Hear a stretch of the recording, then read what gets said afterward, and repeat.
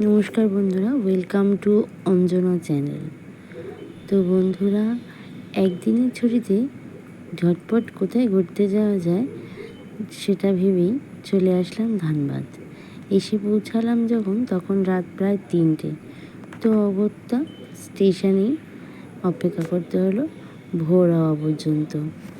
ভোর হতেই আমরা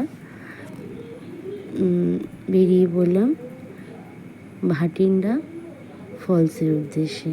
আর আমাদের সাথে রয়েছে বলদেব ভাইয়া। ওনার গাড়িতে করেই আমরা পৌঁছে গেলাম। দেখুন কি সুন্দর ভাটিন্ডা ফলস, সেখানে খুব মজা করলাম আমরা। এত সুন্দর একটা মনোরম প্রকৃতি যে ভীষণ মনটা ভালো হয়ে গেল। তারপর আমরা সেখানে কিছুক্ষণ এইভাবে মজা করার পর ভীষণই মজা করলাম। দেখতেই পাচ্ছেন কি সুন্দর ওয়াটারফলস, একদম মন ভালো হয়ে যাওয়ার মতো জায়গা।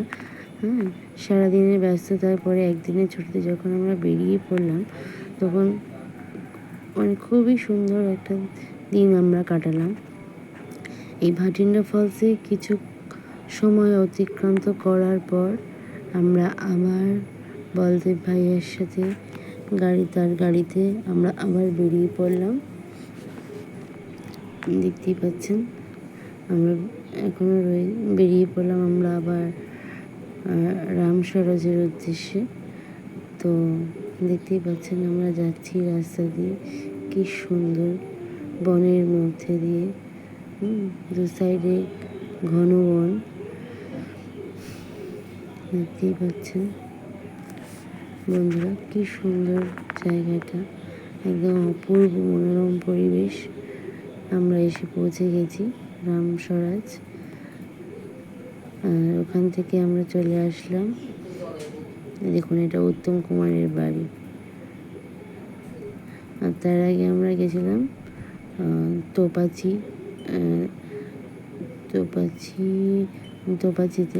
ওখান থেকে রামসরাজ। আর এখন আমাদের ফেরার পালা। তো আমরা বাড়ি ফেরার উদ্দেশ্যে বেরিয়ে পড়েছি।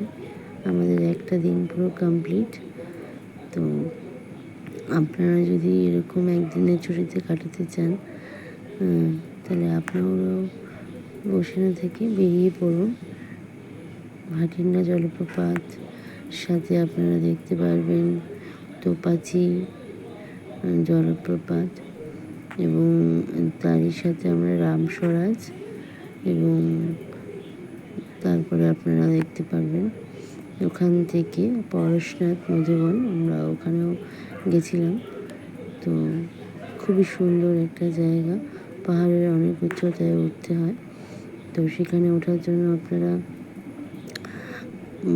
বাইক রাইড করতে পারেন, অথবা নিজেরা হেঁটে পর্যন্ত উঠতে পারেন, খুবই ভালো লাগবে। তো বন্ধুরা, আমাদের একটা দিন পুরো কমপ্লিট, আমরা অনেক মজা করে কাটিয়েছি। এবার আমাদের বাড়ি ফেরার পালা। তো আমরা বাড়ি ফিরে আসছি। তো এখানেই ব্লগটা শেষ করলাম। ধন্যবাদ, সকলে খুব ভালো থাকবেন।